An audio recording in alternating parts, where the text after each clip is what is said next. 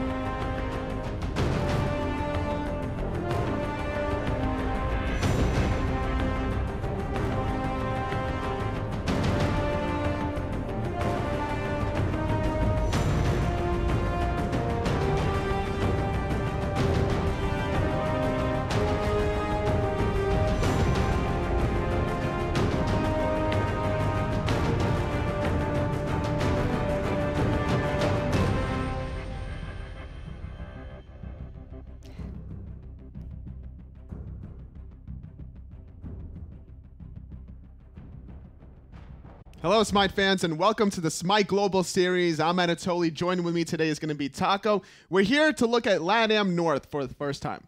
And it should be a pretty fun day, including LATAM South to be following up after this set with North America. And as you can see, it's going to be Neighborhood against Lucchini Gaming. Interesting kind of path here. Facing off against Gandalf Esports on one semifinals, and then Sparky Los Bots there on the opposite side. So going through a little bit of a fantasy world as these two teams.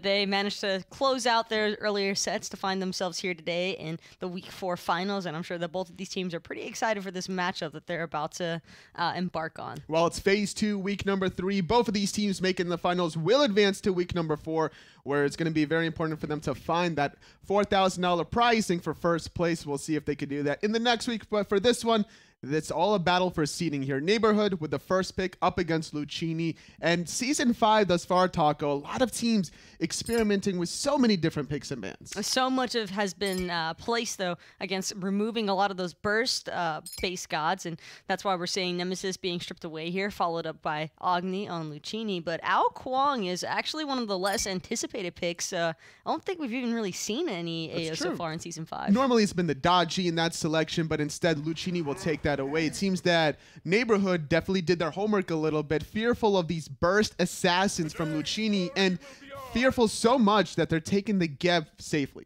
But that's going to leave Uller open, and Lucchini will make sure to snag that one immediately, followed up by the Hell. This is a really early Hell pick to be made here, Toly. There's still Circuit on the table. Odin's still an option as well. Wouldn't be surprised to see Neighborhood maybe opting for one of these anti-heal gods. A lot of counter options for healing still up, but Neighborhood not going for either of those. Instead, Susanoo in the jungle, a lot of great setup. Kakolin, very aggressive, very angry, but Bologna should be able to handle that. Bologna is a pretty great god as far as being able to clear out that solo lane initially, so the laning phase should be pretty easy to handle there for the Bologna against the Kakolin. But the Barb Spear is still going to be some form of anti-heal, so that'll at least help to deal with the Hell a little bit. Not maybe as concerning during the early game so much as it is in the mid to late. I'd like to see some heavy peel, though, coming through for Lucchini. Humbats is a great start. That Fear No Evil going to be causing a lot of disrupting chaos, really giving some time for Hell to get some of that sustain going for her team. Hell can peel for herself with the cleanse, and Hunbats can initiate with that Fear No Evil.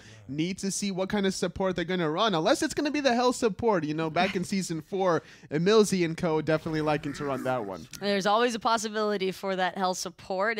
With Amir being the final pick, though, for Lucchini, can maybe expect this one to be their guardian of choice there alongside of the Uller. It would be a heavy kill potential lane as well. Especially considering that it could be maybe even Bologna there in the support role. That could be even more aggressive here. But the Ymir, I like the idea here because you got a wall to really lock down the immobile composition from Neighborhood. Susanoo can't get over the wall. Kakolin can jump over, but the other four, not so much. Well, it might be in a little bit of trouble here as Falcon's already going to fall incredibly low. Uppercut just needs one more, but he's not going to be able to find the in-hand necessary. Can't dive that tower at level 1. Bologna, though, going to make some nice return poke damage off of that bludgeon. But, man, Neighborhood, it really seemed as though they were going to get the first blood there for a second. It doesn't really matter there on the flip side for Lucchini, though, because he'll get back into the laning phase here, taking that amount of damage 5 to 10 seconds before the minion spawns.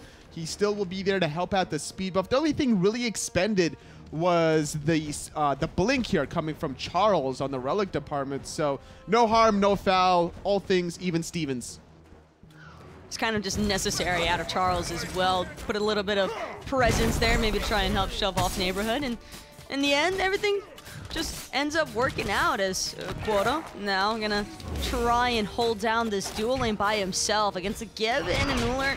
A little bit of trouble is the Isis here. Not gonna be able to teleport to those monkey bounces, but the blink here coming through. Gonna do some return damage. And this is a jungle composition, double jungle from Lucchini Gaming here. Charles Bukowski actually going for the Assassin's Blessing Ymir start. Well, he managed to take away the red buff, as you can tell. It hasn't been dropped yet for Lucchini, so Charles really making use of this jungle Ymir. Ymir actually has some pretty strong clear early on with those melee in-nads, and the Assassin's Blessing in tote, he's going to have no issues dropping some of that farm by himself. That's true. You're going to have a lot of extra damage, 100% extra basic attack damage after applying the Frostbite. And Taco, at the beginning of Season 5, even before SPL started, a lot of players were kind of experimenting with what's the best star for junglers and whatnot. And then there was even rumors along the lines of double jungle starts, but we really haven't seen that come into fruition in the SPL.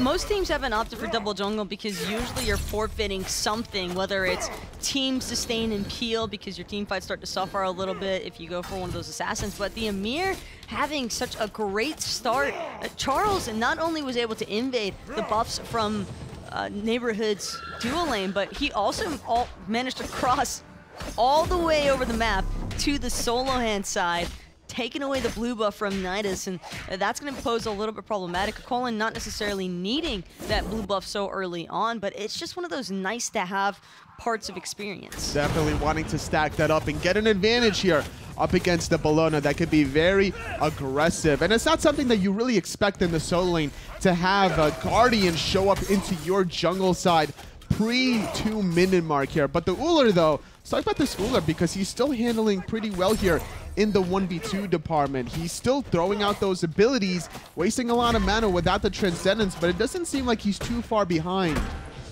He doesn't have to sacrifice anything, and he's getting solo farm in comparison to a duo that's having to split their experience. Would like to see the Geb maybe start making some early rotations. Speaking of which, Charles gonna get spotted out here on that red buff invade, surrounded by so many different members out of Neighborhood. There's no chance of him surviving this time around, as Liranito is gonna be able to claim a first blood. Definitely reading them like a book. Hey, you guys invaded our red buff when it spawned. I wonder what you guys are gonna do next. Neighborhood just kind of waited within their own neighborhood, and they showed up. Charles, the wrong neighborhood. You can have all the buff timers in the world, Tolly, but so long as the enemy team makes sure to respawn when they believe that their buff is going to be coming back up. Counter invade, though, could get punished here. It was stripped away here, but he can't find the escape there. The flip side, trading a Guardian jungle for an Assassin jungle. Even though the first blood bounty did go for Neighborhood, now Lucchini could make something of this and start stripping away more buffs. That blue buff on the right side could be tempting. They just bit off a little bit more than he could chew. There was no need for Uppercut to look for the red buff invade, but spotting out that they just found a nice pick there onto Charles, was probably hoping that he wasn't going to be able to rotate back up in time, and instead he just gets caught out by everybody else from Lucchini, and well, Charles gonna end up catching up with a little bit of an assist there. I think Charles is actually going to be able to start transitioning into the traditional Guardian start here. He went for the tier 1 version of that Gauntlet of Thieves and still sitting on tier 2 boots. I think that this strategy wasn't a hard commit to a double jungle. It's just the beginning couple of minutes that they really wanted to strip away some buffs and maybe allow Falcon more leeway on this hell to not have to deal with the aggressive red buff Isis. Not even do with the red buff Isis is pretty nice, especially during level 1. I think that helped prevent the Isis and Susano from probably being able to invade instead against Lucchini. So I like the distraction factor that Charles is able to provide early on. Just think that he needs to be a little bit more careful to not get caught out level 2, 3 in the enemy team red buff. And everyone else around him was about level 3 or 4. So despite, getting this solo farm here, getting the red buff, stripping away the enemy blue, he couldn't really be on the same pace as everybody else. Spent a lot of time just traveling every which way on the minimap. Speaking of which, Colin going to be forced back to his tower line. Probably recognizes that something's up, and it's just because of how aggressive this Bologna has been playing. Nidus not really wanting to overextend, and the same could be said, though, as Neighborhood. Sprints is popped here. Neighborhood looking for an engage, pulling in Charles a little bit closer. Freeze onto Susano. No control yet. Hold that thought. Typhoon knock up into the circle of protection. Second death for this Ymir double jungle.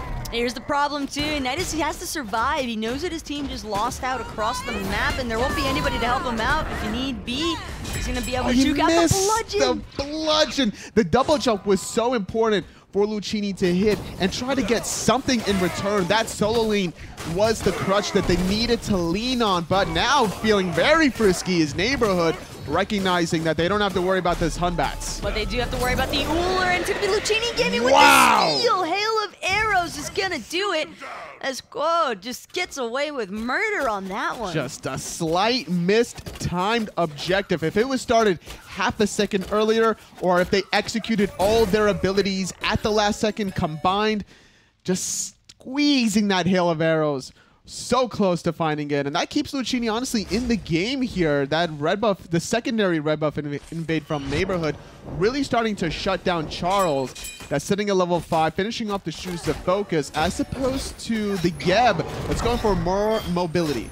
Speaking of which, Nita's now 1v1, but not for long. Gonna end up getting caught out by Charles with the blink freeze. Although the freeze didn't connect, It's basically a solo. It still gave Bologna the time to go through and make sure to finish that one off. That was basically a missed freeze, so Charles didn't really contribute to any damage or anything realistically. So if anything, Jinpov is walking away confidently that that was a solo kill. I think he got an auto attack off on him. Did he? Amir Auto's hurt. I'm pretty sure he whacked him there. Just give him a good little bop on the noggin. Just like a little dog bopping a little kitty. Exactly. It's like, you don't belong here. Go home. Go away. This is Dog's World. Either way, though, now uppercut, trying to feel frisky yet again here. Waiting potentially for a rotation. Not going to find anything quite yet. Normally, when you go that aggressive, you're either dropping a ward there or looking for the proxy, jumping over the wall. Going to meet the Susanoo Typhoon using that Fear No Evil defensively. Will survive for the moment, but every time that a Hunbats has to do that defensively now, you're not going to be able to engage the way you really want to, so a lot of leeway for Neighborhood to make the plays. And still, Kreif won't take as much poke as he probably should have, thanks to having a Hell as his mid laner. He's already back to being full health, and I want to actually go back to that Gold Fury steal, because at the time, Quad was only level 7, so I'm pretty sure he would have had just 1 point in that Hail of Arrows. Now he should have 2 in it, being level 8, unless he's been prioritizing the Hail of Arrows over the Bladed Arrow. But still, that to me, actually. Well, normally as a Uller, don't you max out your 1 and 3 and then you just leave 2 and 4? Sometimes, I mean, personally, I like putting 1 point each in the 2 and the 4. I think they're both just nice to have, but I guess he just went straight for it. Yeah, so that means he had at least 3 points there, sitting at level 7. He had probably 4 points in his primary ability, 3 points in the Hail of Arrows. He only had Transcendence tier 2 at the time, which I noticed, but it was still enough to find the steal. It still feels like that should have been a secure for Neighborhood. When you invest 4 people onto that side of the map and come up short on a Gold Fury, especially when you're Kakolin just dies. You need to come up with something. That's true. The Kakolin just barely was able to escape death with a nice little double dash, pushing both the Bologna and the Hunbats under that tier 1 tower. And then the missed bludgeon, unfortunately, saved the Kakolin's life there. A lot of aggression here from this Hunbats without his ultimate still. Ring around the rosy, though, because Krythe was able to steal that he can't Susanoo jump. speed There bump, we but go. he can't get away for it. Uppercut going to end up claiming Krythe's life. I think that he wanted to jump so badly, but because the jet stream hit, he couldn't invest into the jump. He just would have got teleported on anyway. And the great use of the basic attack teleport to cancel the animation of your basic attack and throwing it out yet again ensures the kill there on the Hunbats, punishing him for invading the speed. Just surprised, though, that I'm about to be that greedy to not use his ultimate when he It had just available. came up. I think it literally It had to have just just came up. popped. That's what it was. Because there was a little exchange under that tier 1 tower earlier. Bologna feeling herself a little bit there. Just getting off some poke damage here against this Kakolin. Teleport is available for him, so he'll be able to be A-okay. Well, both of these solo laners also opted for different builds. Kakolin just now finishing that mystical mark as Bologna already had that Glad Shield. So every single one of those poke wars was probably favoring the Bologna just because of that little bit of sustain that she'd always receive off of connecting her abilities with the Gladiator Shield. But now with the Mystical Mail finished, it's going to favor out the Kakolin here. Still going for the Steel Mail is the Bologna. Maybe she'll try to go for the same direction here. Fear No Evil on the backside, catching the Isis, slipping here. Circle protection, not enough to keep him alive. Meanwhile, in the mid, uppercut, just taking out Falcon. The Ymir wall was so good. Sprint being popped as well. The ultimate not on the mark. Gab Cataclysm used perfectly to save the life of the Susanoo. And uppercut gonna be able to walk away from that one, fortunately enough. But the same can't be said for the Uller. He's actually up a level, but not winning this 1v1 boxing trade with Seiko. And Seiko, you can tell that he wants it. He's ready to dash in, just not sure he'll be able to confirm it. Oh, he will connect onto the dash there, but it's going to be a Gab that's in trouble in the mid lane. Needs some cooldowns. Not going to find anything. Everything was expended there. And going back into that dual lane action there. I like the idea that this Kerninos has because of all the lifesteal he has. Not only in his kit in the spring season, but those Devil Gloves. And with the fully stacked Hunter's Blessing as well, the boosted attack speed is going to help him out as far as managing his sustain, as opposed to the Uller, who's just got the Transcendent. So pretty much investing full burst damage here as he's starting to build into even more crit, starting off with that dagger. So as an Uller player, when you go Transcendence, do you normally go for Ninja Tabai or Warrior Tabai? It all depends on your player preference and your play style. If you're being way more aggressive, probably Warrior Tabai is more favorable since your abilities will deal more damage. Trying to make something happen in the solo lane. A little bit of poke, but it's a Bologna that's level 12. Decent amount of physical protection with that Steel Mail and Gladiator Shield combination. She'll be able to survive for a little bit longer. Meanwhile, the dual lane is where most of the action is at here. Uller definitely wanting to make something happen with his fully stacked Transcendence. If you could even force the Kernos to back there, that'll delay the finished stacking of the Devil Gloves. The main thing to keep in mind is that Uller doesn't have that CC immune ultimate, and neither does Kerninos, but a Wild Hunt still probably going to serve a little bit better as far as forcing out relics in comparison to the Uller, who really only has that axe. That axe stun, though, can set up a lot of follow-up damage, so if you're not careful, you could definitely get bursted quite heavily here. Zoning him out from his own minion wave, respecting the rotations here from the opposition, but not respecting this rotation here. Off the mark was Fear No Evil. Up and down goes Bologna. Typhoon also not connecting, and that's going to be one dead Kakulin. That is a situation that Lucchini just kind of luck out.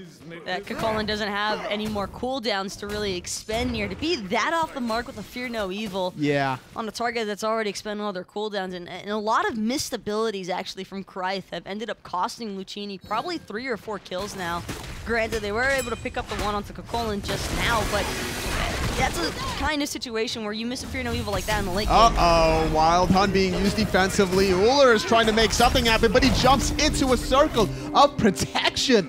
Larinero finding the kill there onto the Uller here, so punishing him for his transgressions. And going back to that solo lane action here, in all my days of playing Smite, it's pretty difficult to miss a Fear No Evil. I think the last time I saw it was actually Xing playing in the console side of things. Small circle. Small circle? Small circle. It's 420, You know, Colby. it's all perspective. It's 420. My man is a little bit fried. He could be celebrating a little bit early here on this fantastic Friday. 14 minutes into the game here. And Neighborhood, you know, despite losing the Gold Fury that they started, are still in it here. They're down about 1,500 gold. It's not too bad, but I'm a little concerned for them if they allow Lucchini to get to the late game here. This Hell is going to have so much sustain, blinking in here, forcing out the Geb shield. A beautiful wall defensively. Well, actually, that was offensively. That was missed here. Fear No Evil from the side will catch out Geb.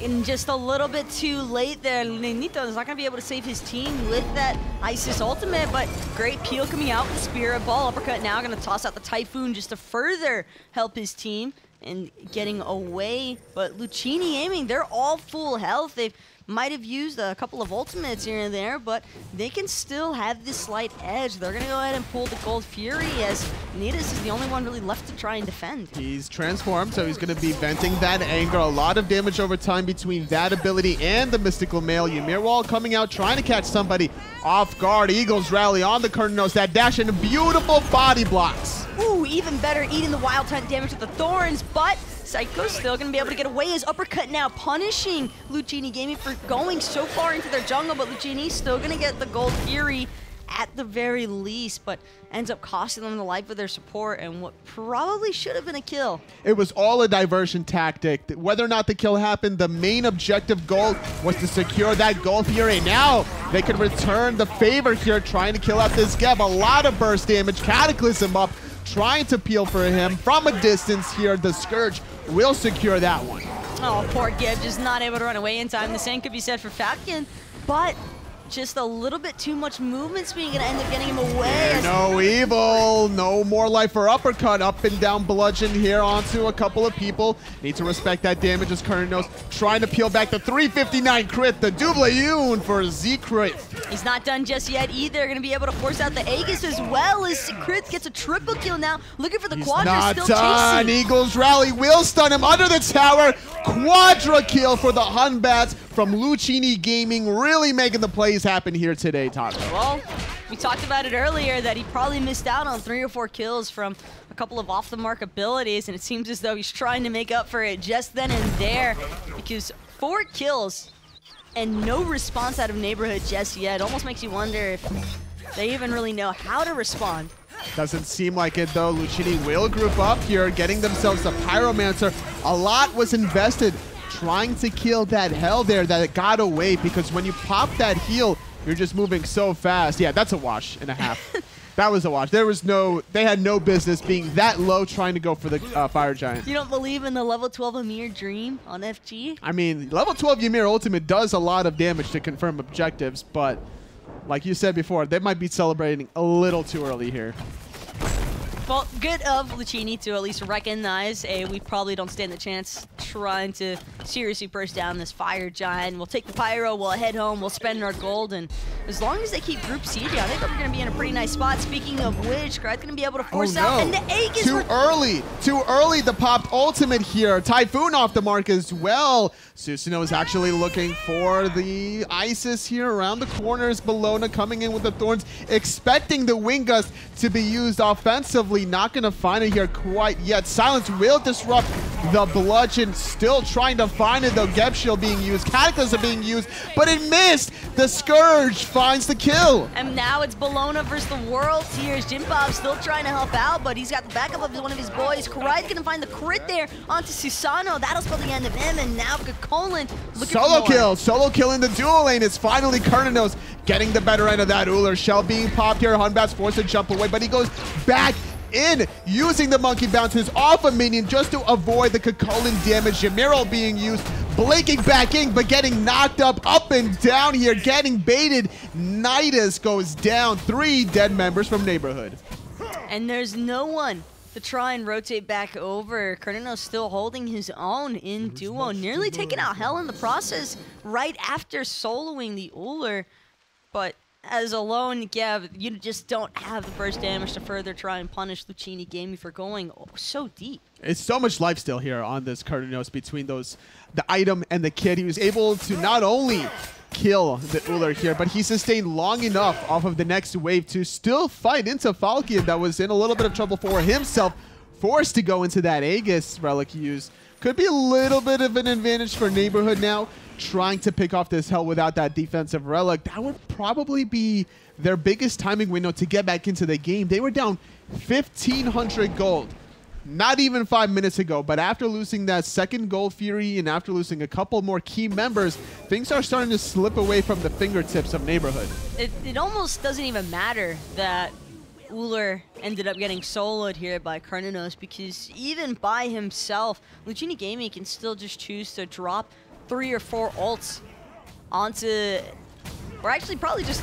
all 3 of their ults onto the Carninos if they really view him as enough of a threat to try and fight back and give some comeback potential here against Lucchini, but Neighborhood just struggling to get enough relevant damage. Uh-oh, Fear No Evil is trying to be used here. The defensive Geb Shield, the Cataclysm, even the Shell just for good measure, keeping up his Hunter alive, but needs to watch out from the Uller on the side. Walks into the Isis damage here, will jump away from the Wild Hunt, still running away. Circle Protection, not enough damage to confirm the Hunbats as he gets away.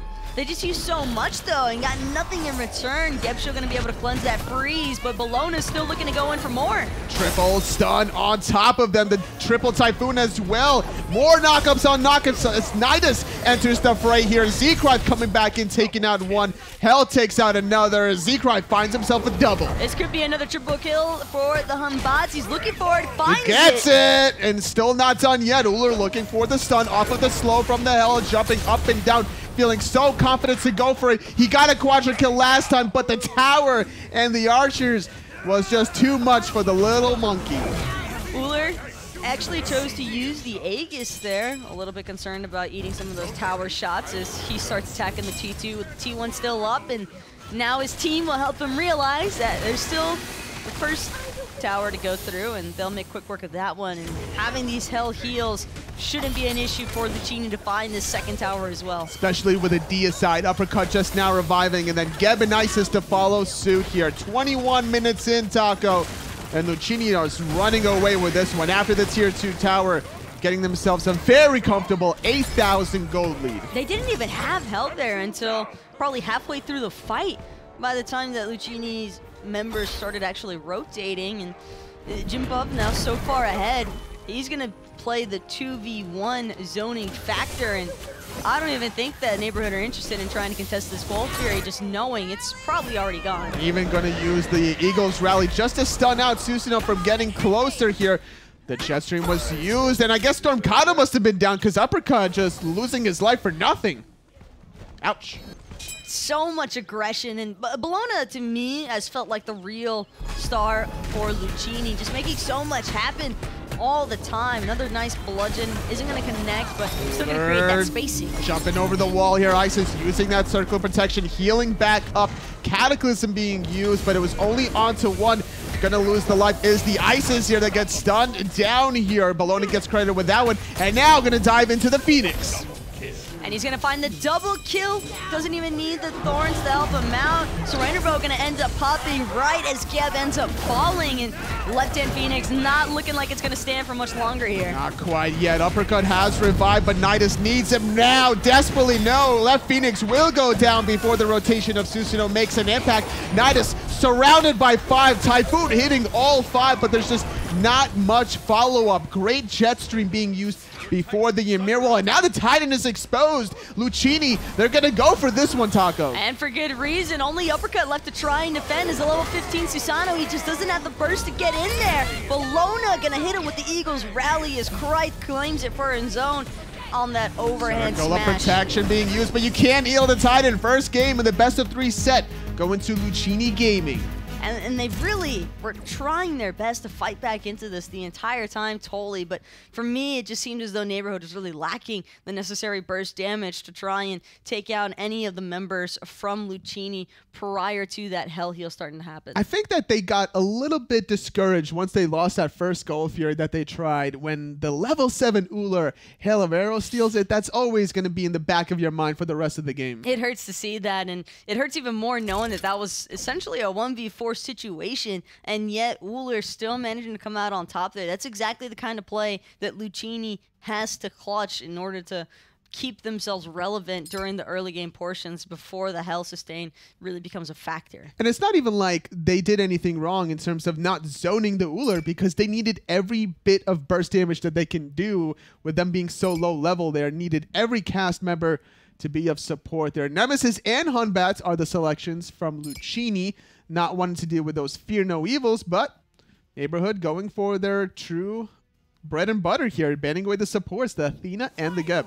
And even though Lucchini had so much success with that Humbots, they're not going to worry about taking it a second time around. Instead, prioritizing the Hell in that first pick slot. And totally, we said it last match where Serket, Odin were still very viable anti-heal options that Neighborhood could opt for, but they're going to stick to Cerberus instead, trying something new out here, I think, in the solo lane. And with the Terra being locked in as well, I'm expecting this to be their supportive choice. Fighting fire with fire. Terra having some healing on her side. Cerberus with very important anti-healing and to receive some of the healing from the Hell. Serket will be the selection here from Lucchini. I think we're going to see a lot of ganks in the solo lane with that one. And Serket, you think this is jungle Serket?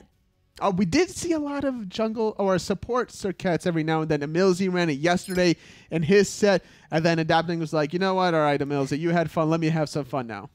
So not necessarily a guarantee that this is going to be a Serket in that traditional assassin role. Could potentially be in the support, but that's all he said, she said kind of thing. Doesn't really matter right now. It still gives Lucchini the option to be flexible if they want to, but would like to see a little bit more peel coming through in order to help provide some better front line for these carries. Kepri wouldn't be a bad idea. Bracken does a little bit of both. The damage in the form of peeling by finding multiple members with a stun. The tremors are going to be annoying. And Ao Kuang was banned away last game.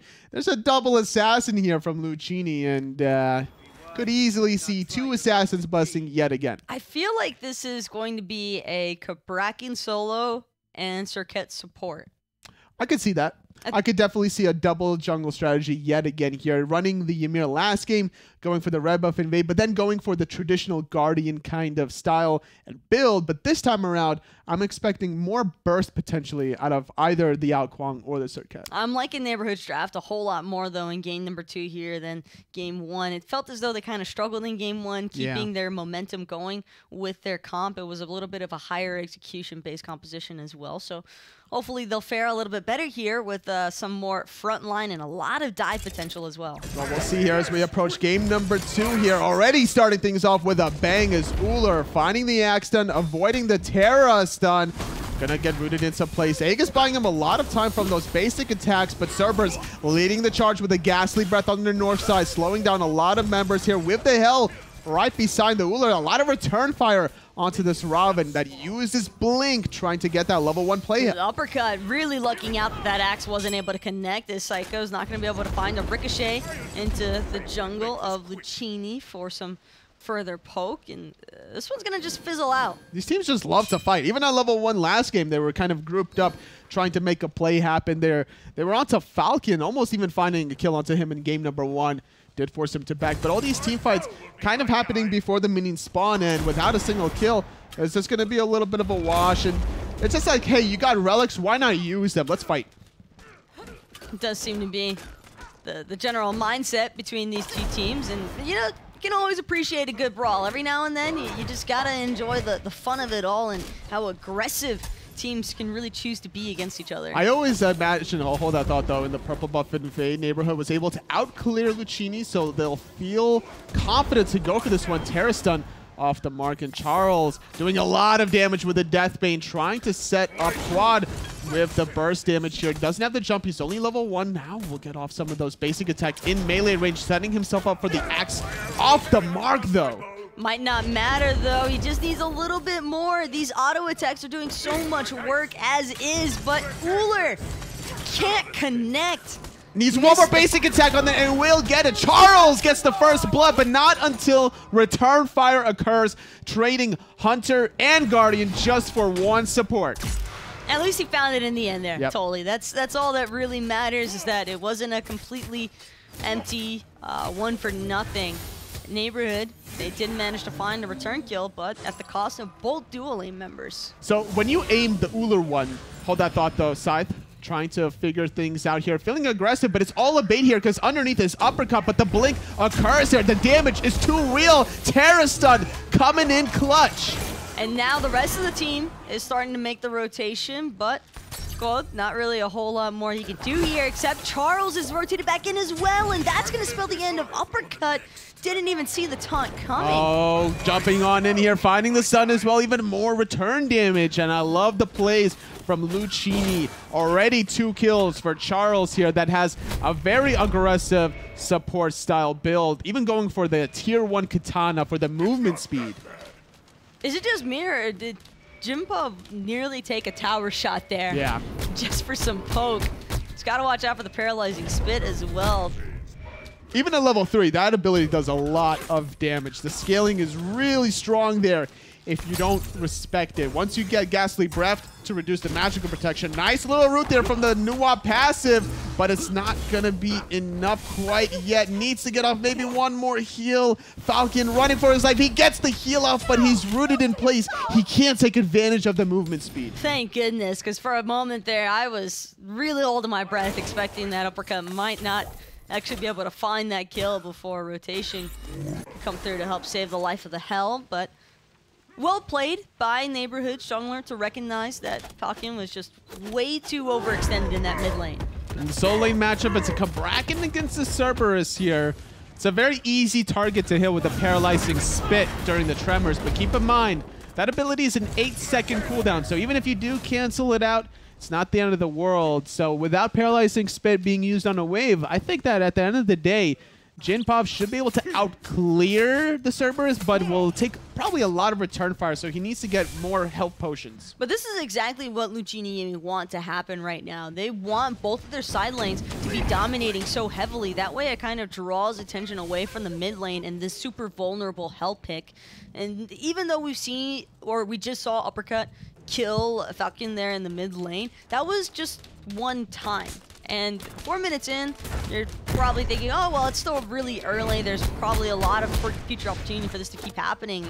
And the thing is as the match goes on, it's only going to become easier and easier for Falcon to have survivability. Nidus doing his best Jedi impression there in the solo lane, avoiding a lot of stuff there. And you were talking about the Hell pick there, but he hit level 5 first, even before Lorenetto, that was still without a single death there. So it's not a bad look here coming from Falcon. Getting stunned out is by the Tremor, or by the paralyzing spit while the Tremor was going through. You could definitely see that the bait is coming through here. Right around the corner is Charles here, sitting at level 4. He's not having the last breath quite yet, but he does have the blink. He's not level 5, and I think that having that Circuit ultimate would be really important. Last breath, such a great way to control your targets, especially for a Kabrakan.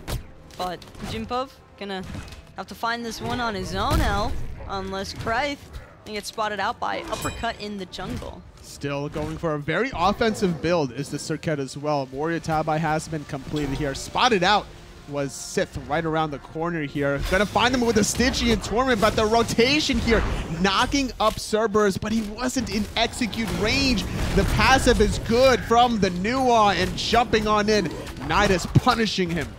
Yeah, that's the punish you want to see every single time. That was questionable aggression out of Lucchini, maybe not respecting Neighborhood's comp as much as they probably should be this early on, and Jimpov and Krythe gonna end up losing their lives because of it. Ganking a solo laner, especially under their tier 1 tower, you're just asking for a bad time there. I think he also tried to bail out Jinpov, that got pulled back in with that Stygian Torment, but not being an execute threshold.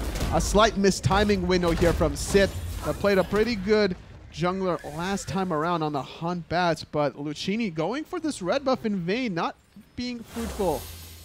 It's just both teams have a ward in that solo lane choke point towards Neighborhood's T1 tower, so really surprising that Jimpov would still try to commit there, knowing that there were 1 or 2 members starting to make the rotation. And the vision from Neighborhood is really spot on. They have 3 wards positioned around the fire giant, like a little triangle there. And then there's also those defensive wards underneath their own purple buff into the red buff, where you could see on top of the mid-harpy where both wards are from Lucchini and Neighborhood. So they're really wanting to make sure they have those timers of the mid-harpies. And another Stygian Torment on Jinpov. Their paralyzing spin not going to find the stun. However, Ghastly Breath will do the damage, but the stun is good. Ooh, he might be able to find it though. Tremors gonna end up claiming the life of Nidus right before he can get the killing blow onto Jinpov. Sith is in a lot of trouble using that ultimate defensively, but still gonna get chased down. He's rooted yet again from that Nuwa passive. Another nightmaric flashback. Might have been able to get away as well had it not been for that 5th auto attack applying the root. Yep. Unfortunate for him. He went for Blink, not the beat, so he can't get that CC immunity. Aggression meets aggression, and without the defensive options, Sith getting punished here, sitting at level 6, whereas Uppercut is farming very casually, sitting at level 7 thus far. And that's the beauty of a Robin, because you have such great defensive mechanisms in your kit, you don't have to go for the purification beats. And with Krith now being at level 6 and knowing full well he's behind the Robin, I want to see him prioritize farming. Speaking of which, Uppercut, love what he's doing here and how aggressive he's playing, recognizing that with a lead, he can afford to be a little bit more reckless, I should say. And he's not chasing him to the end of the world. He gets the poke and the burst damage off, and then he resets. No reset from Charles, though, trying to find the Terra. Last Breath was still on cooldown. Could not find it, but didn't really commit to the blink anyway, so he could definitely go for round 2 onto this Nuwa. Deathbane was a little bit off the mark, but Karate trying to make up for some of those earlier deaths now with some great poke onto Lernito, but he's still going to be able to run away, and now instead it's going to be Uppercut who's getting controlled. Trying to hold on for his dear life, but a great rotation from OE will find the ricochet. The body block actually prevented Uppercut from escaping. Terra is going to miss out the stun. Pops that Earth and Fury. Hell is right around the corner, gets the heal off, but it's too late to save the life of his hunter. He just wasn't in the light stance when he needed to be, and now he's trying to find the workaround with the heals. Deathbane, not enough mana, so Charles Bukowski ends up dying in the process. Falcon still running away here. A lot of blood is being shed around the red buff from Neighborhood. It's so important to find those picks and hold on to your own buff, and Neighborhood doing a good job doing that. They're sitting at 8 and 6 thus far. Still a very close game, though, despite not having the gold advantage. They're up to 2 kills. They just need to find the little objectives after winning these little skirmishes. It's hard to expect the objectives so soon. I think it's mostly just been an issue for Lucchini not having enough health even when they win a fight.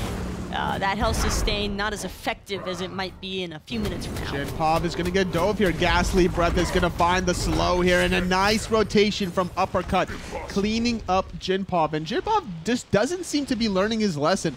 That's the 3rd time that he's in range of Stygian Torment to get pulled under that tier 1 tower. Well, you know what they say, Toli. If it fails the first 2 times, try it a 3rd, because 3rd time's the charm. You know what the definition of insanity is? Doing the same thing and expecting different results.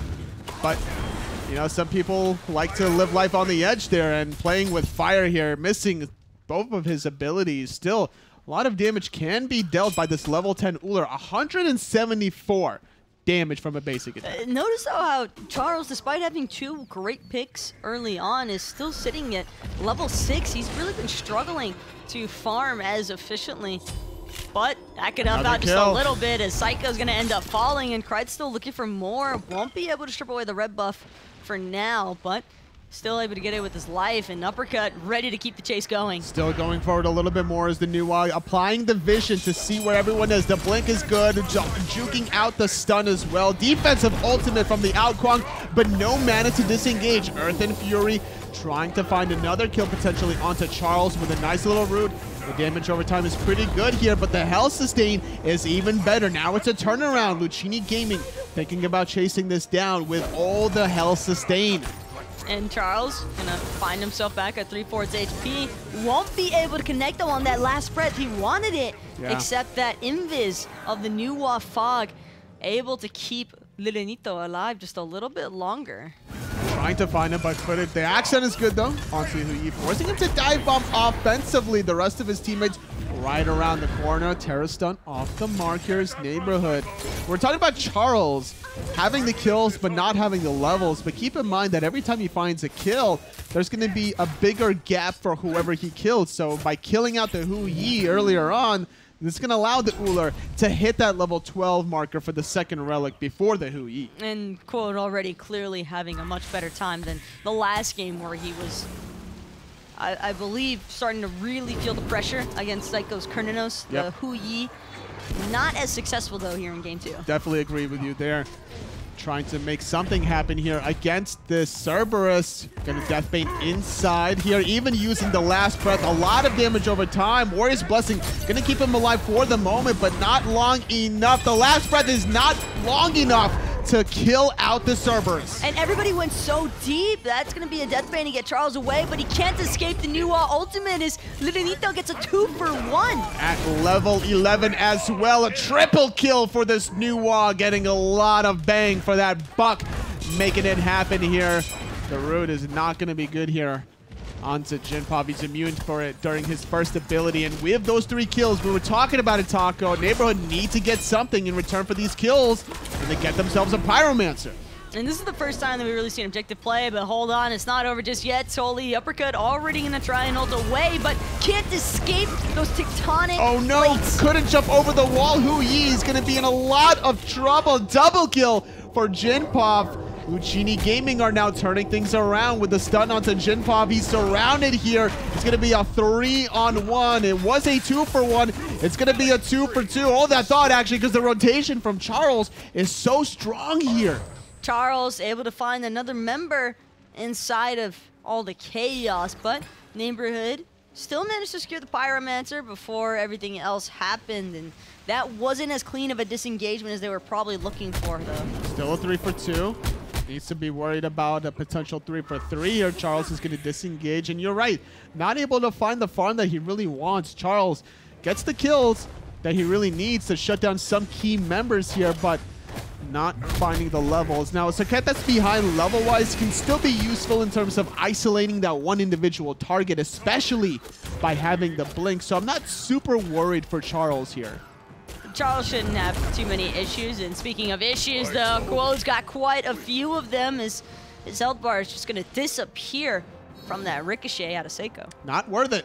Purple buff is good every now and then, but you got to evaluate the risk versus reward. Not having the vision by the enemy back Harpies means that you're going to get rotated on usually 90% of the time. That's exactly what happened, getting caught between a rock and a hard place there. This Uller now is going to allow the Hui to try to catch up, just now hitting level 13.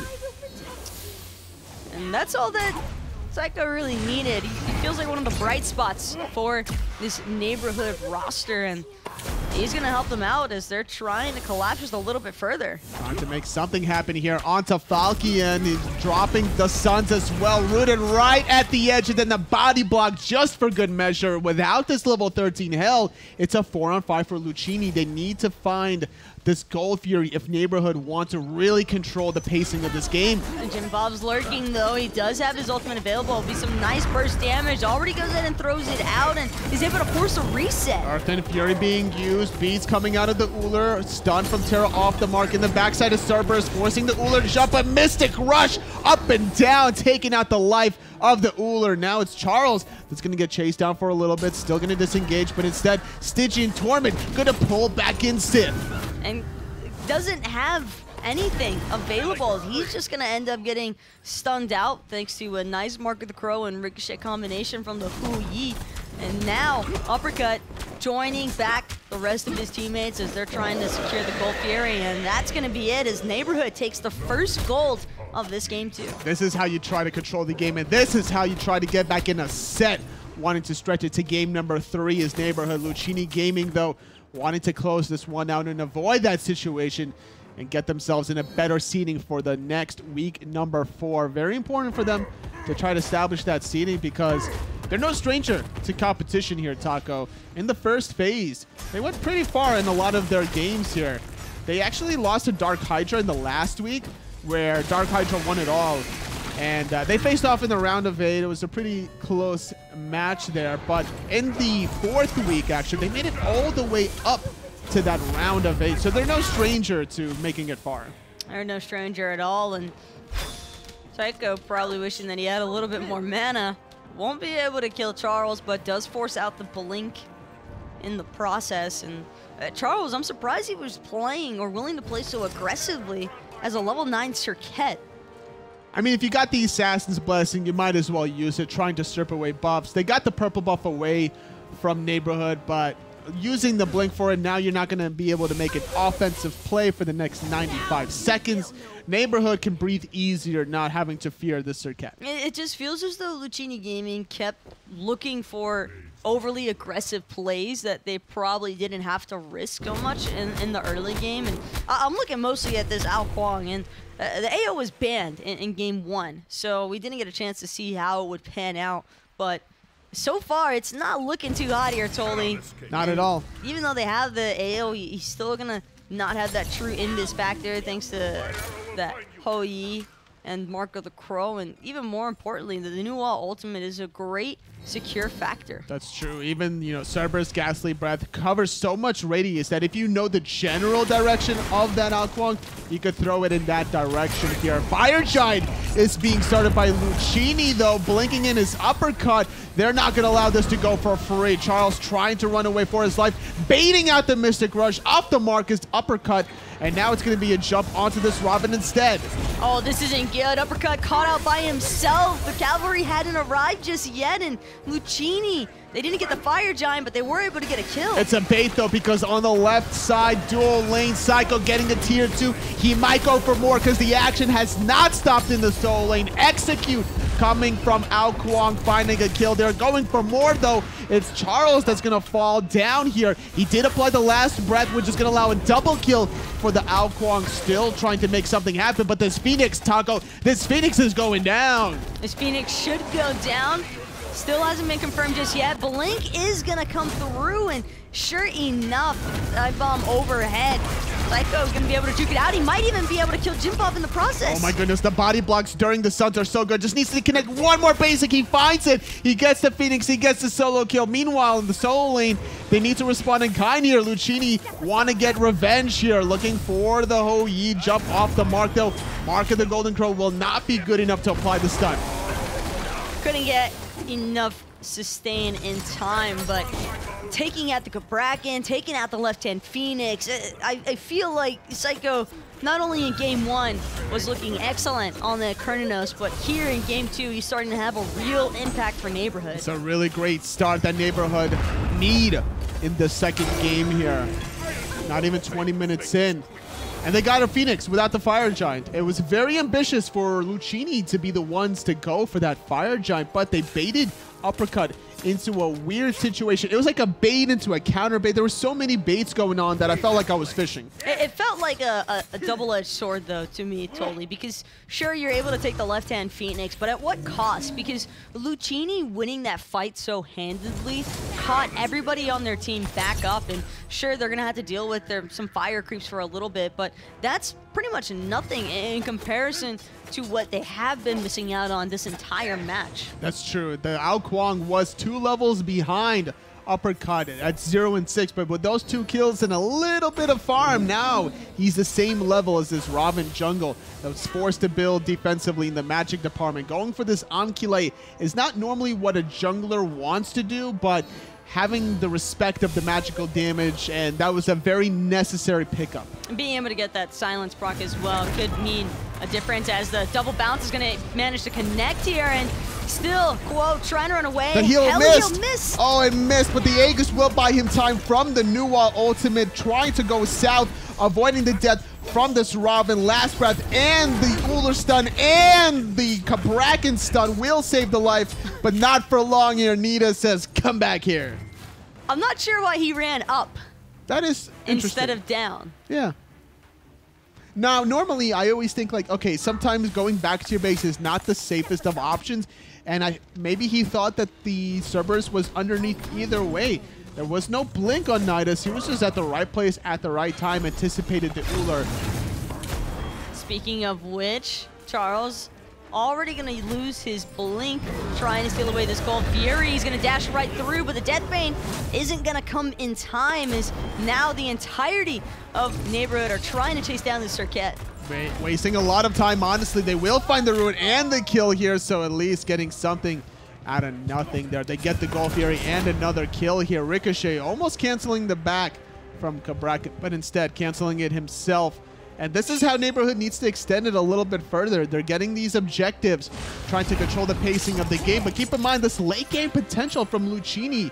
The burst damage is unreal almost here between the Ao Kuang and Circuit. If they can make it there, and I think that they are throwing up enough distractions that Neighborhood aren't properly capitalizing off of their picks when they could be. Very true here, but Neighborhood feeling confident to go for this Fire Giant with Charles still dead, just now reviving. Fire Giant sitting at almost half health. Sith is gonna bait, basically. He blinks in and then he dashes on out of there. Hell will keep everyone topped off, but not the Uller. He's all the way up north, feeling very confident to be able to survive still.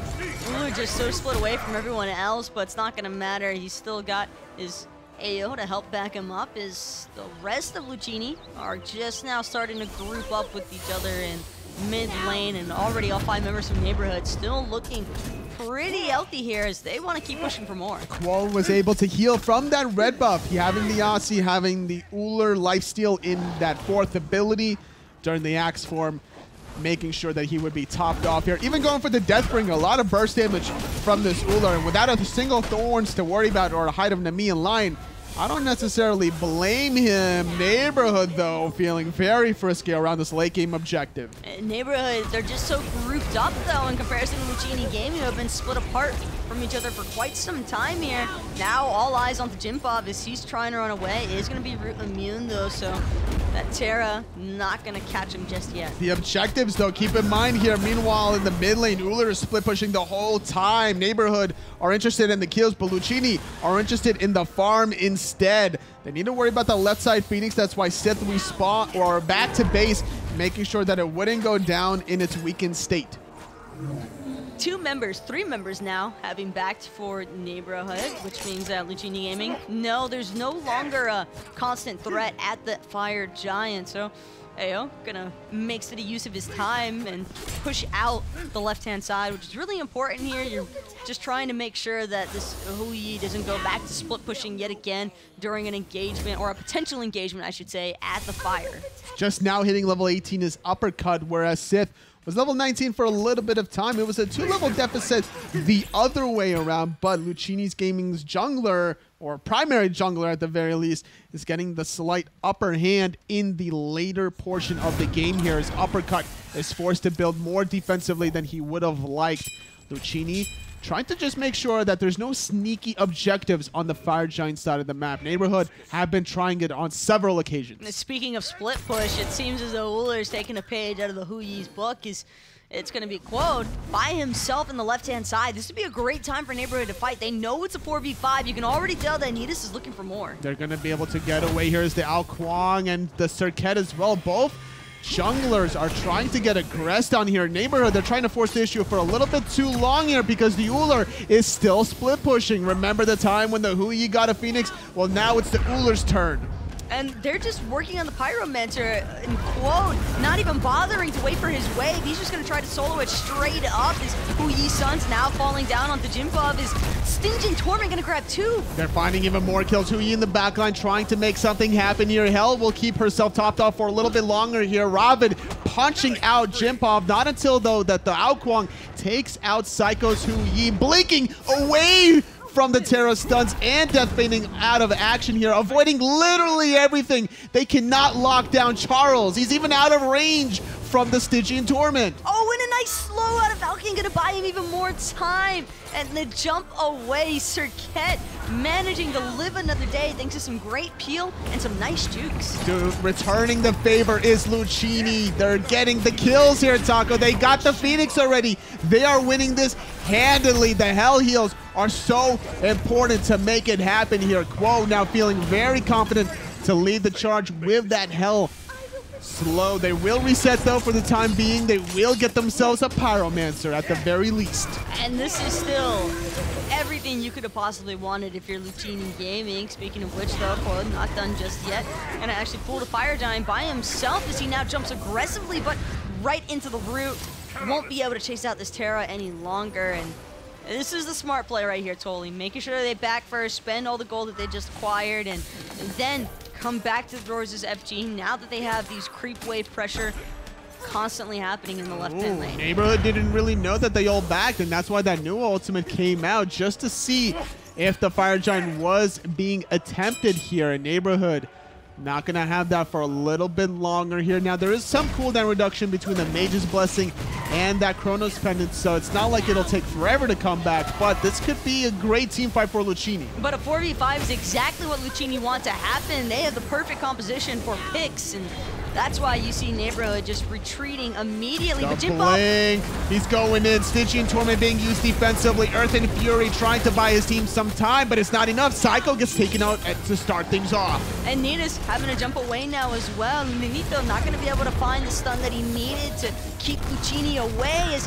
going to be Terra getting caught up. Cursed Ankh was being used as well. A lot of amplified damage, taking out 2 members from Lucchini. Only 1 dying from Neighborhood. Hell, throwing out the pot shots, slowing out multiple members. Charles trying to buy time, but will not evade death like the previous attempt. 3 for 1 at the end of the day. Even with Lucchini having found that Hu Yi pick so early on, they weren't able to do anything more with it. I think that Jimpov got a little ahead of his team there, blinking in just a bit too soon over the wall, and sure, he found a nice stun on the back line, but there wasn't many follow-up damage. This is a 2-on-4. Psycho is still dead. This Hell has plenty of mana to keep this Kabrakan still alive. Yeah, but Jimpov is more interested in just making sure that Neighborhood continue to reset. Only 15 seconds left till the rest of his team starts to come back up, and Falcon now having to shoot for his life. Nice little new ultimate. Is it enough to find the kill? It's not quite yet, and the Tremors on top of 4 people will force the shell here. Stun will prevent the Terra walls from collapsing, and Lucchini Gaming bought enough time here for the Hell to back before Psycho can cut off her escape. And Neighborhood know it. It's another missed opportunity thrown out the window here as Neighborhood gonna be forced to back one more time and not receiving anything for their troubles either. You could tell that Nuwa was picking the right target. She went on Falcon there with the clay golems wrapping around the wall, while the rest of her teammates were just kind of sticking on the Kabrakan. A slight disconnect here between some members. Now it's going to be Lucchini yet again going for the Fire Giant attempt, sitting very low, less than 50% health, because Nuwa is on the left side of the map. Lucchini with a 5-on-4. They've got a full commit, and they do. This time around, the fight not might be as easy as it was before, as Lucchini now on the full aggression. Trying to find one. They get at least the Terra here. It's now a 5-on-4 to keep going. Make it a 5-on-3 because Nuwa's still on the left-hand side. A double blink coming from Lucchini. They're trying to find Psycho, forcing out his Aegis, taking out Uppercut, taking out Psycho. That makes it 3 dead members. They're trying to go for a 4th onto Nida. Stygian Torment will pull some members here. Not in execute threshold quite yet. Damage still coming through as Nuwa uses her ultimate up in the sky and eaten by the dragon. Nidus will fall, and it's gonna be a deicide here, Taco. Lucchini Gaming are looking strong to finish out game number 2. Totally, this is heartbreaking, considering that Neighborhood seriously felt like they were the ones in full control of this match for so long, just gonna end up losing it from a little bit of miscommunication. It felt more than anything else. It just was so good for so many parts of the game for Neighborhood, but they just couldn't close it out. They kept getting pulled every which way here from Lucchini. It was actually Neighborhood that got the first Phoenix in that duel lane, but then with more action here for like the next 5 minutes, a small lapse of judgment was all it took for the Uller to return the favor. And just too much of a distraction factor, I think, with Quote being sent by himself towards the duel lane to split push and do basically the same thing the Neighborhood had been doing for most of the game. I'm just really surprised that someone wasn't sent back sooner.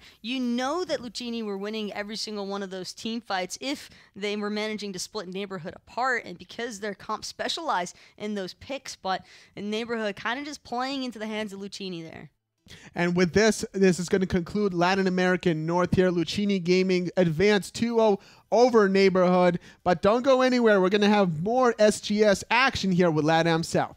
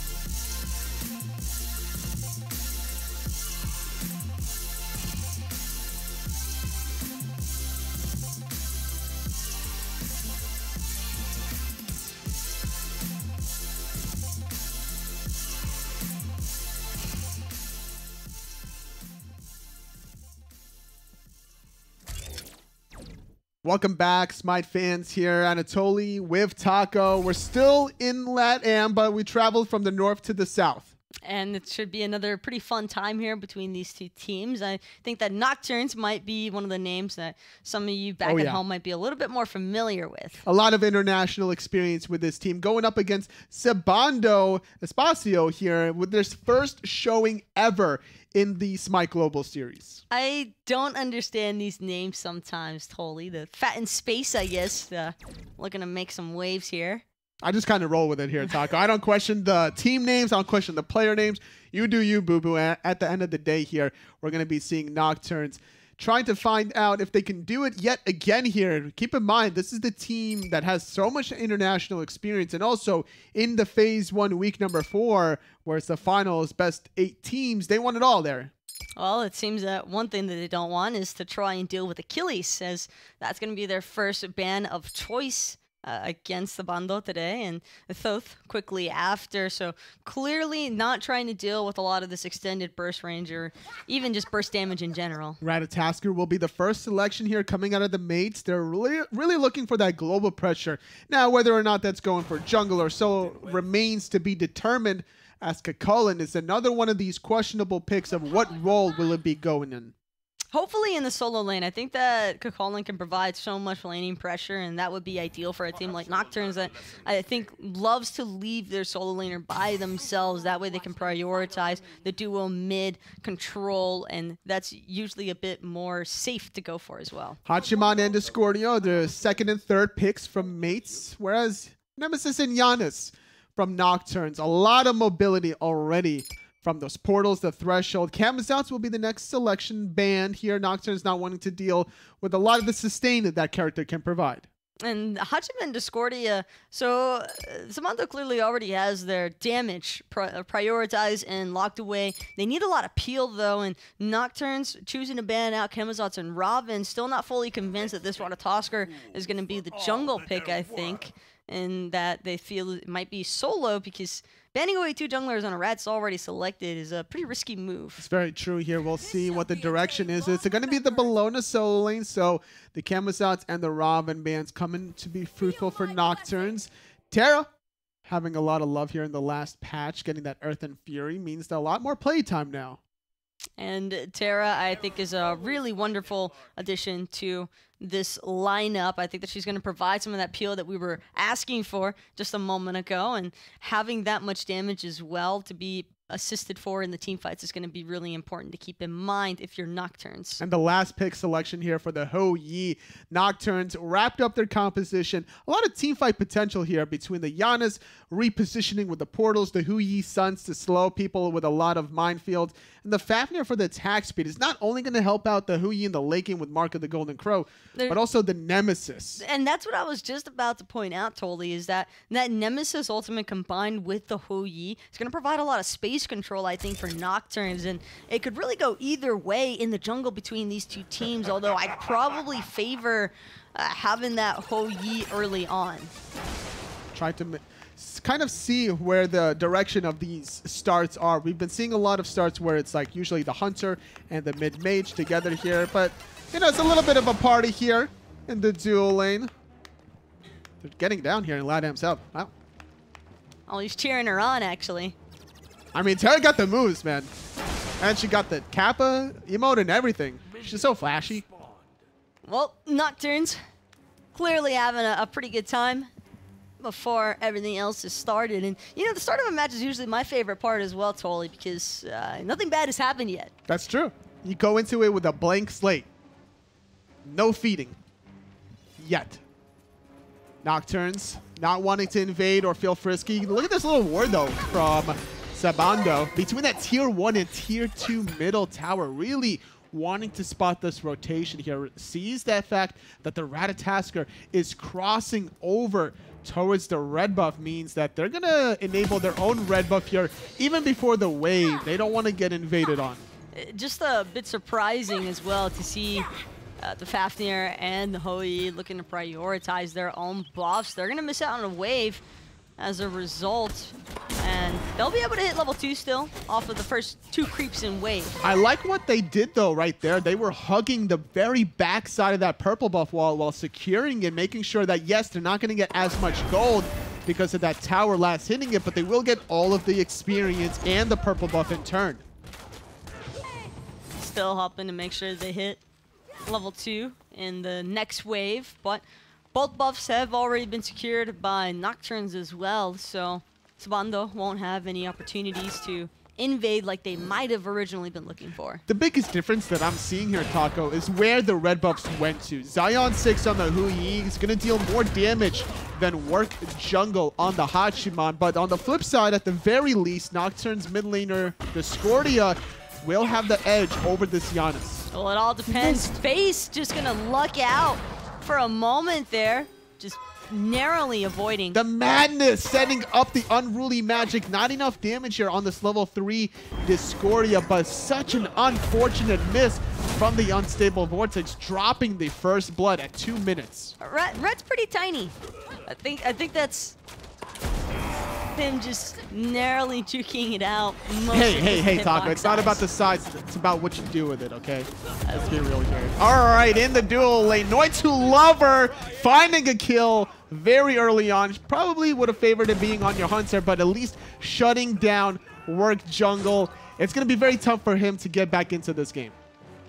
Face as well, maybe debating, trying to see if he could help out a little bit more, but that's just one of those unfortunate circumstances of Jungle getting just a little bit too far ahead of himself, expecting, I think, a little bit more safety to be provided by Space Fight there, but there's only so much that a Terra can do at level 2. It's very true here. You can't even get off your full triple combination there between the Monolith, dashing through that, and the Stone Walls. You can only get 2 of the 3 here in the blue lane. Gonna get dashed forward here. Rat dashes down and no life as Beltway Kakolin taking him out. And Beltway and SMITE, both of these two, just making sure to fully control every aspect of the solo lane right now. And it's not every day you get to see a Bellona having her blue buff freely invaded on, but Face just could not do anything there. That's the power of the Kakolin here, honestly. Even with some of the nerf changes to where you don't get all your abilities when you transform, just the Vent Anger alone is that extra push over the edge to give you the early lane advantage here.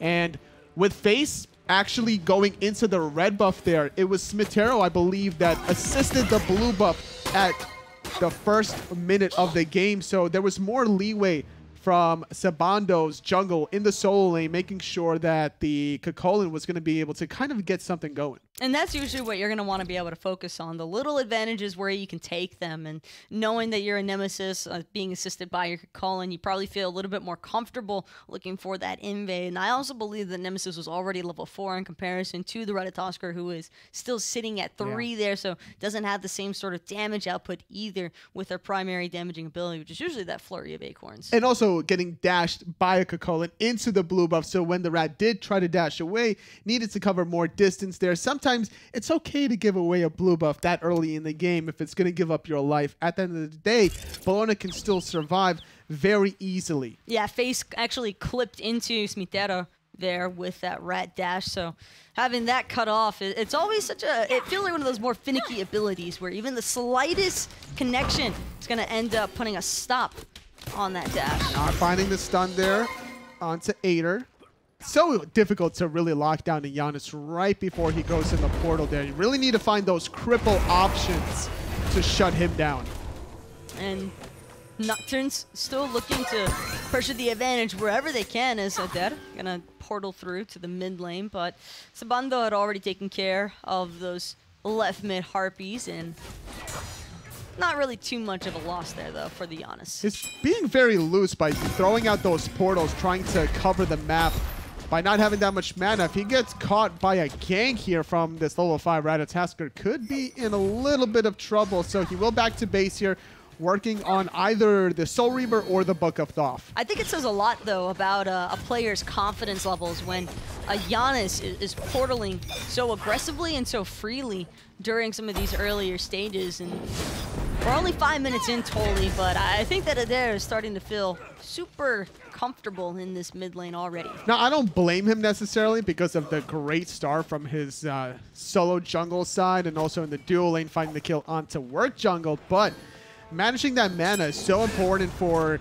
min-maxing every little bit of farm that you can get, because if you don't have that 200 mana to get that third wave, then all of a sudden the enemy mid laners might be able to just get a slight edge over you. But either way, with a Mage's Blessing, you're getting the extra MP5 the more mana you're missing, so playing around that as well.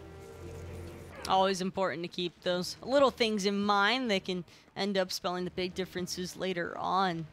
Holy as Sabando just gonna pick up that red buff that his team ever so lovingly left on the ground for him. A little bit of extra damage here onto this Discordia, not using her escape quite yet until she sees the Nemesis. Not gonna hit the Strife there. The Ratatoskr ultimate even being used by Face, not finding its target. I think that Nocturnes also saw that one coming. They all kind of dispersed as soon as they heard the sound cue, I believe, for that through the Cosmos. So FaZe not going to be able to find anything for his trouble here as Beltway just easily jumps away. Discordia could be in a little bit of trouble there through space and time, almost finding its destination. Very fortunate dodge there on the left side. Mate's gonna survive that one for the moment here, and that's gonna be a slight win for Espacios without having to deal with that through space and time as opposed to the through the Cosmos. And I really like what Nocturnes is doing here because this map already feels so fast-paced, even though it's very controlled aggression by Nocturnes. They're really just so confident, and I think that this just comes from this team having quite a lot of experience, both at the international level and just from being very familiar with their own competitive scene. And you can tell how they're taking advantage of their aggression, trying to go on this mid laner. Not going to dive Noi2 Lover here with the Fafnir. Holding on to that Draconic form. Could look for the wraparound by even forcing the Discordia to back here.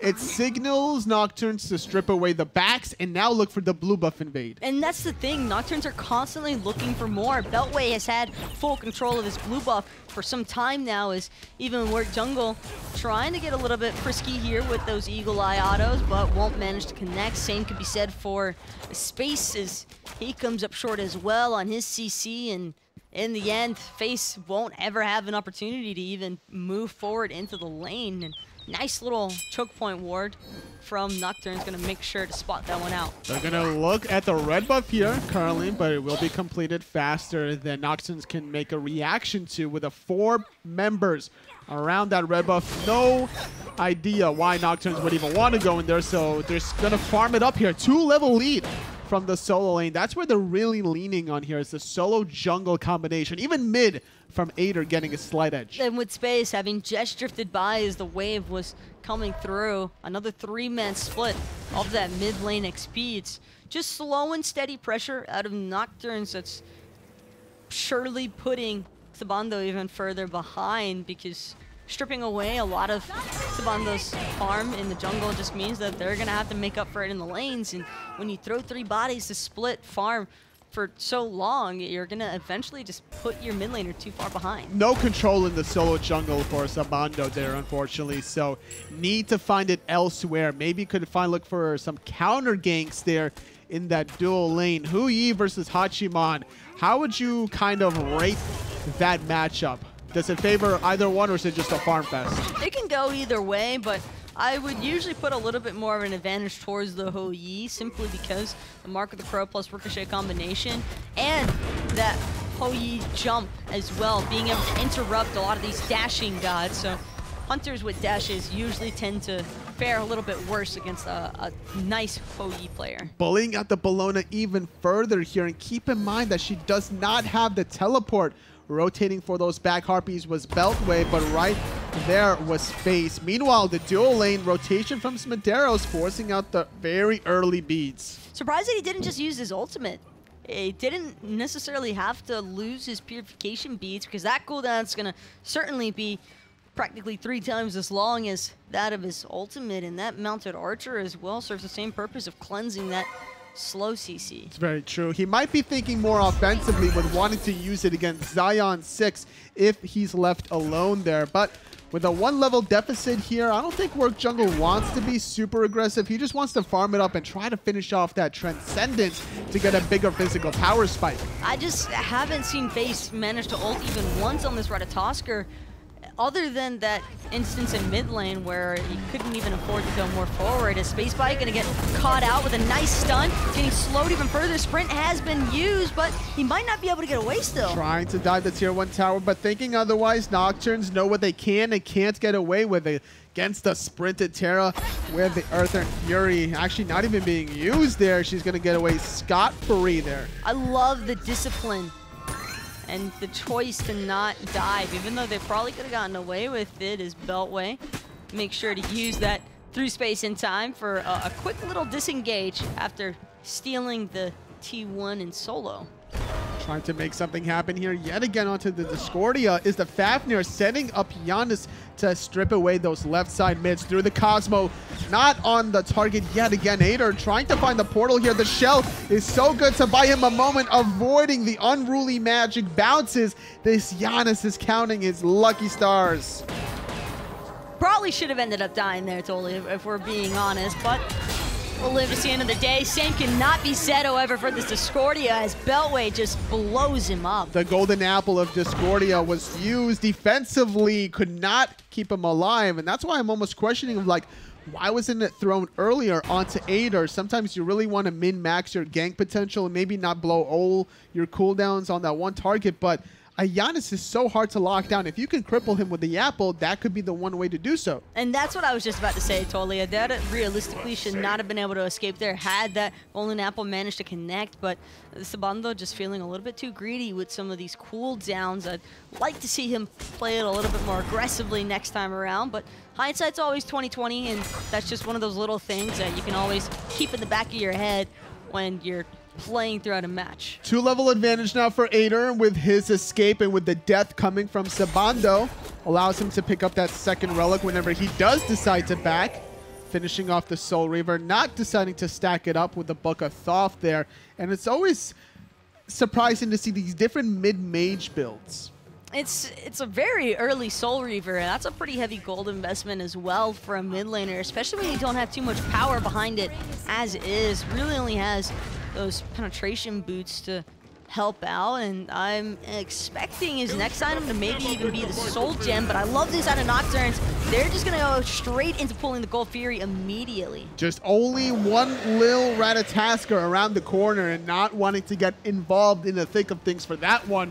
Walking away like bandits. Nocturnes Gaming have been quietly farming away and get themselves a 6,000 goal lead. FaZe can't even go through the Cosmos before he gets taken out. Beautiful positioning there by Noito on that Fafnir, making sure to stand in front of the Ratatosker, so even when he did dash, it was straight into that Draconic form, and couldn't even get his ult off in time. Just really well executed. This is looking really dicey for Sabano here. Walking away with it is Nocturnes here. Blinking away from the strife. Was very fearful of getting rooted into a whole bunch of nonsense from the Terra that was right around the corner. And I'm just not noticing this as well, Toli, but this is practically a 6,500 gold lead already for Nocturnes, and we're just now approaching the 14-minute mark. Typically, a 6,500 goal lead isn't going to be anything too significant, depending on what time of the match it happens at. But this early on, that's very difficult to recover from. It just goes to show how much domination Nocturnes has really had on the map. I mean, we were talking about just their whole international experience there at Worlds last year. They, you know, went a little bit, found a lot of experience, rather. Couldn't really go far in the tournament, rather. But they definitely played their heart out here and definitely trying to make something happen in Season 5, where everything is basically hard reset, dominating their region thus far. And SMITE gonna get a little bit too aggressive as he knows it and backs off because he saw no one else was by him, but they still managed to pull that through the Cosmos for free, and FaZe gonna come up short yet again with another one of his ults. You know, for Sabando, this has been a refreshing thing to see from them, considering this is their first appearance here at the SMITE Global Series. Whew. Just barely avoiding that ricochet.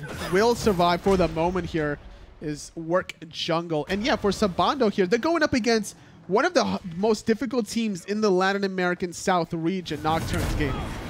Oh, without a doubt. This squad is, I don't want to say seen it all, but they've seen quite a lot of it, and it's hard facing off against these teams that have such seasoned veterans, and it feels as though Nocturnes has not let that experience go to waste either. Their movements and their motions all throughout this match so far have been really impressive stuff, Toli, and I just love how quickly they're able to recognize the advantages of a certain situation and have zero hesitation towards pulling a Gold Fury, playing aggressive in the mid lane, looking for those jungle invades. That's the kind of stuff that you need to see from these teams that have that knowledge. And, you know, trying to go for that level 1 gank in the duo lane by starting the red buff was FaZe on the Ratatasker. But the sheer experience from Nocturnes Gaming they're already one step ahead with that one little ward between the tier 1 and the tier 2 here, trying to steal away the Pyromancer being started up. Will get reset here, so nothing to really write home about. I like the attempt, though. Still feeling very frisky was Nocturne's Gaming. Well played by Sabando to immediately head over, kind of maybe spotting out that something wasn't right, as a lot of the bodies from Nocturne suddenly disappeared off the map, probably. So, you know the Gold Fury isn't there. Might as well check the Pyromancer, and I like that Sabando are taking the initiative to now see if they can secure this Pyro for themselves. Fafnir gonna jump over the wall here, going into the Draconic form, even through space and time being used. It's a full-on chase here. Terra was the initial target, but with the sprint, she'll be A-okay here. It's gonna be a little bit of a wash because that Eagles rally being used defensively will buy them a moment. And Vulcan can't do anything more. He's already expended that Eagles rally, and with that having been used, Nocturne's pulling the Pyromancer yet again, looking to really try and control his Bologna as a huge unstable vortex just gonna chunk away at him. FaZe cannot connect on the Cosmos yet again. The stuns are raining in the mid lane. The beautiful stun from Zion 6 taking out the Discordia. Nowhere for Discordia to run to, even trying to escape to that T1. It just wasn't enough. This work jungle, though, stayed confined to the dual lane, so he'll be able to pick up the T1 tower and still pushing for more. SMITE going to be sent out to try and defend before this Hachiman can secure it, and that's going to spell the end of the Pyromancer as Nocturnes make sure to lock that one away for themselves. Another objective secured for Nocturnes. The Chaos Squad has been almost unstoppable here thus far, and not even a single kill here for Sabando. They need to make something happen here if they want to get back in the game here. The biggest difference to me where their advantage lies in is this double aura coming from Space Bite, whereas Noi2Lover still working on the stacks from the Gauntlet of Thebes, and as long as Sabando can keep forcing fights before that comes online, they might have the edge. The problem that I'm having with Sabando totally is that they keep using this Terra ultimate very defensively.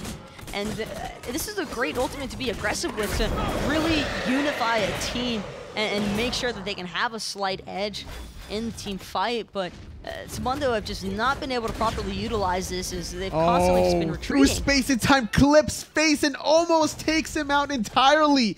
The rest of Nocturnes still trying to go through. That's so obnoxious from a Ratatasker. That's one of the auto voice cues. Yeah, where like he gets away with 1% health there, just kind of toying with his opposition, but not toying with his life. As Sabando mates trying to juke and weave, throws out the apple in his last dying breath, but not gonna find any reward afterwards. Well, he hit the abilities that he wanted to. It's just had no assistance to help back him up. Is Velkin gonna get the same exact treatment? All 5 members of Nocturne is just in the right spot at the right time. FaZe gonna land down top of 3 of them, but it's just not enough. It's not enough because Beltway's making a bigger impact. His knockup is doing the work here. Mounted archery being used defensively until that tier 1 mid tower falls. Nocturne's Gaming leading the charge with a beautiful ricochet from Zion 6. SMITE is actually blinking in here. It's going to be another 4th dead member here. If they can find this one, it'll be another unofficial deicide, but they found 1 tier 1 mid tower taco. They're not content with that. They're going to go for 2. Totally, this is starting to get ugly pretty fast here, as Nocturnes sitting at 9-0. Sabando have not even been able to find 1 kill in 20 minutes here. It's just so evident how ahead Nocturnes is. There's definitely a clear skill gap between these two teams, but that shouldn't really discourage for Sabando in any stretch of the imagination from still attempting to try in game number 2 if they do fall here in game number 1. It's a best of 3 set. There's still a lot of attempts here for them to move forward. And keep in mind, this is week number 3 as well, so we'll see them in week 4. Always a silver lining, even in these sort of matches. And Sabando as well, it's just important to have this little bit of experience. Can always help you in the future, as Space now going to start getting locked down by Adair and SMITE, who's not quite willing to give this one up just yet. FaZe going to try and help out where he can, and Strife just buying the Terra even more time to get away. Still playing defensive as Sabando. They can't even enter their own jungle safely. They need to start laying down the wards to see the rotations from Nocturne's Gaming. And if they're going to be this aggressive on the right side of the map, they need to look for something on the left here. Maybe try to catch Zion 6 as he was rotating from the dual lane, not even securing their own red, barely avoiding that hammer, using the beads on the portal. It has not been a good look here for Sabando mates. And Nocturnes, they've already shipped away the T1 and solo, both the towers in mid, and there's only one lane that has 2 towers intact, and they're gonna head straight for it. Duo is their next line of sight as Beltway doing his best job to zone out everybody from Mounted Sabando. archery being used. It was canceled and he's stuck in place. Ader gets credit with that one, doing a little bit of extra damage onto Terra. Earth and Fury not enough to really do the trick to keep his Hunter alive. Both dual lane towers are going to crumble to the ground as Nocturnes Gaming get that double-digit kill marker. I respect it from Discordia there. Even though he's 5 levels behind Zion, this still throws out the Strife to be that mild nuisance and stop the back even if for a moment. Don't show them respect. So what if they went to HRX? So what if they won, you know, phase 1 week number 4? They're here to play. Sabando are trying to establish respect for themselves here.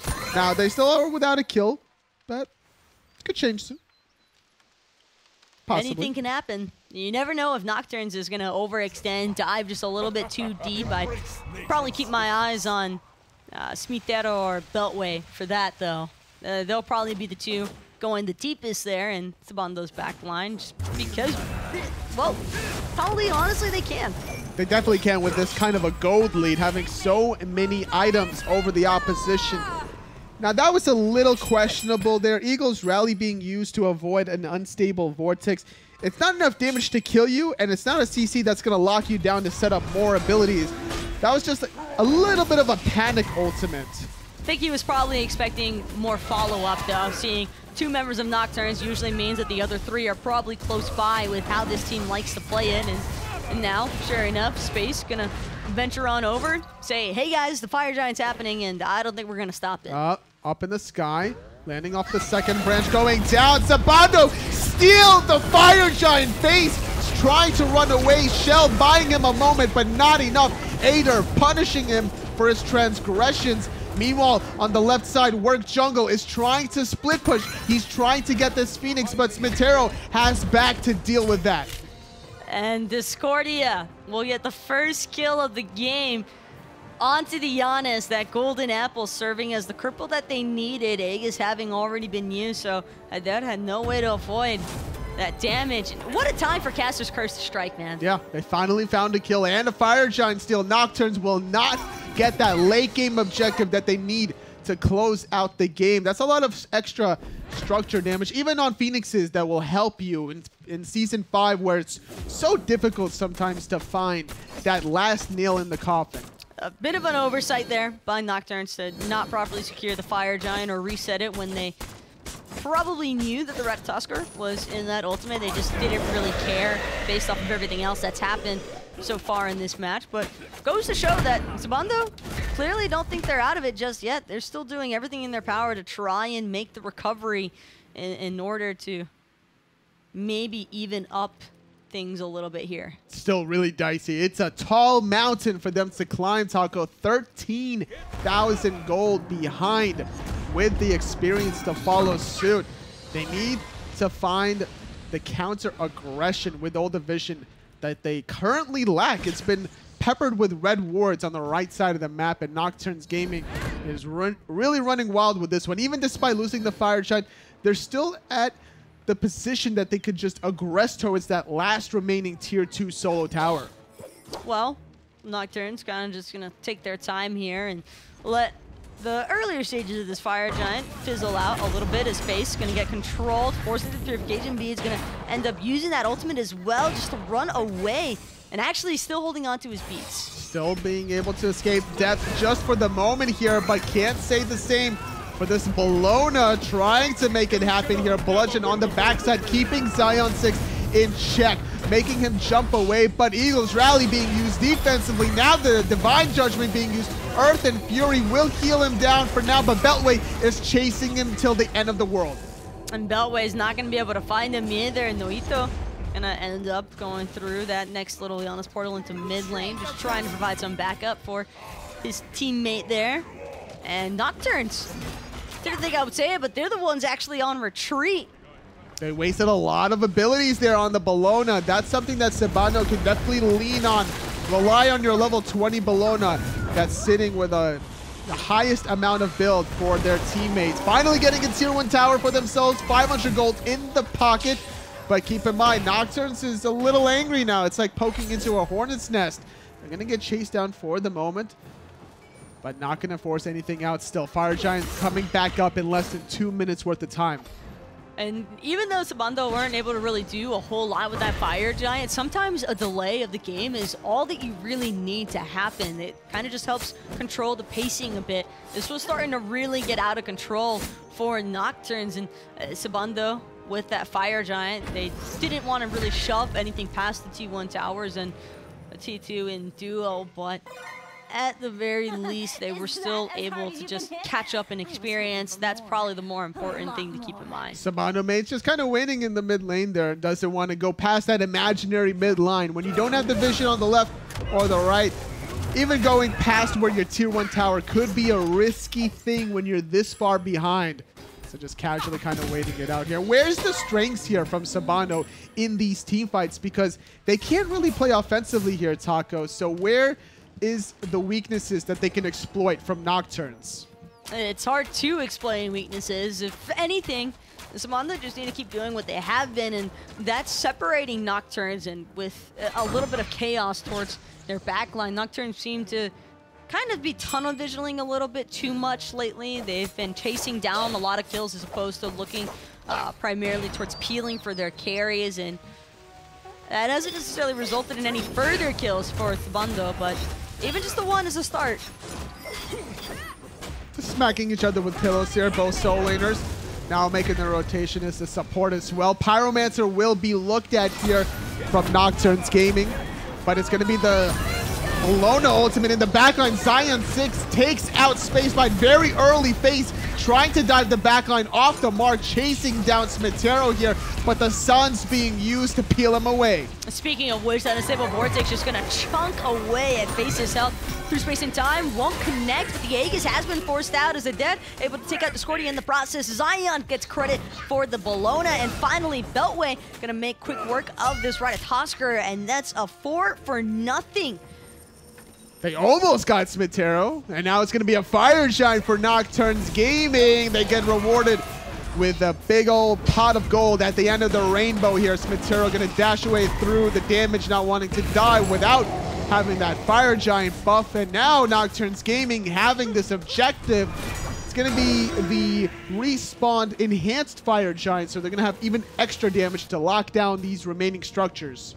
Which I think that Nocturnes probably already didn't need any assistance in, considering their composition. Having the Fafnir already a pretty great asset when trying to seize some of these enemy structures. But Sabando fighting underneath their Phoenixes. I want to see them wait for the full commit out of Nocturnes before trying to do anything else. These Phoenixes are probably going to be their best form of defense here against Nocturnes, and I think that if Sabando play it appropriately, they might be able to fend off on their Phoenixes. Is this where you go all out of Sabano and just get an Emperor's Armor? It's like, all right, we got to play super defensive here under our Phoenixes. Let's try to amplify that attack speed of our Phoenixes. I wouldn't be that opposed to seeing an Emperor's Armor here, maybe onto the Bologna or even the Terra, but just about anything that's going to prioritize the Phoenixes as part of their defense, I think is really going to be some awesome assistance here for Sabando. All right, hear me out on this one, Taco. It's a little far-fetched, but all right, if you're playing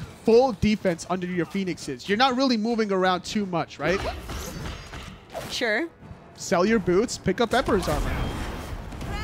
Eagles rally, though, in the backline, catching 2 members. So much damage onto Zion 6. The mounted archery almost finishing the job onto the Huyi. Finally will get taken out by the Terra, but overextending past their Phoenixes. Now it's Nocturnes returning the favor.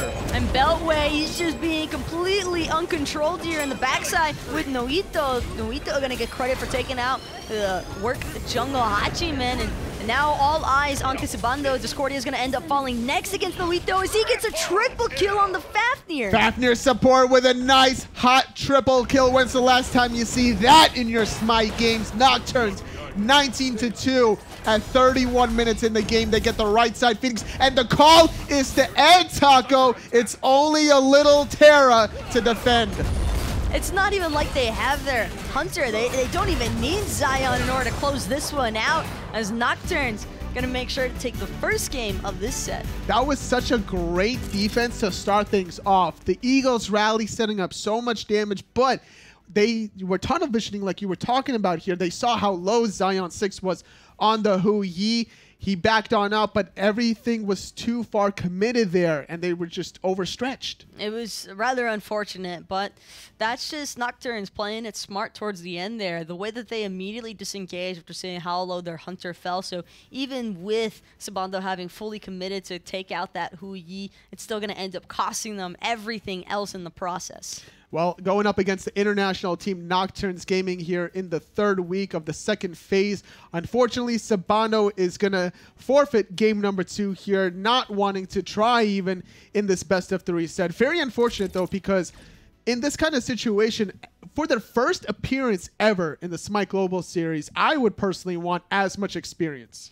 Well, Sabando just going to call it quits on that one, and seems as though the beating they received in game 1 was good enough for the rest of the day, as they don't want to try and get another one in game 2. Well, sometimes you got to sweep games under the rug, but sometimes some people do it a little bit too much there, and there's still a lot of dander underneath, having to clean that one up. For maybe the next week, we'll see more of them if they can make it. It's been an interesting day between LATAM North and South. But congratulations to the teams that were able to find their victories here today in both North and South. I'm sure that both of these teams are going to be very satisfied with their performance today. We'll see more of them in the next week's worth of action. But later today, we're also going to have more SMITE competitive action here in the Pro League. It's going to be North America at 5 p.m. Eastern Time. A lot of epic matches for that one. And you want to make sure that you're going to stay tuned for that. So go ahead, take care of everything you need to do today, and then make sure that you come right back for some more SPL action. Mixer.com/SMITE game, 5 p.m. Eastern Time. See you guys then.